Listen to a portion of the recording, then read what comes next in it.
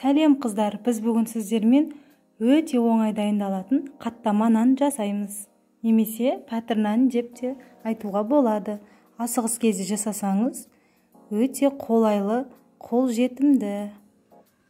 Бізге бар болғаны қатпарлы қамыр қажет. Қатпарлы қамырды топ-томалақ етіп жайып аламыз. Менімен бірге міндетті түрде жасап көріңіздер.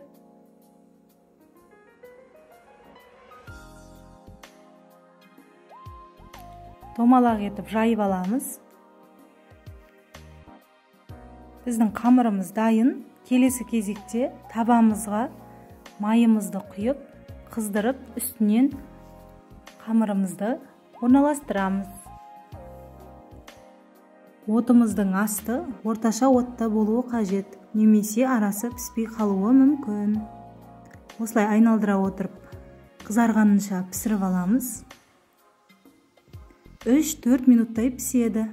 Келесі бетіне аударып, тағы да 3-4 минуттай орташа отта пісіріп аламыз.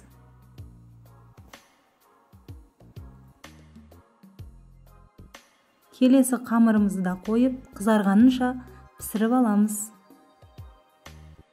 Осымен біздің жылдам дайындалатын қатпарлы қамырдан жасалынған қаттама нанымыз дайын. Өте жұмсақ болып шығады. Міндетті түрде жасап көріңіздер. Менің каналыма лайк басып, тіркеліп, қоңыраушаны басуды ұмытпаңыздар.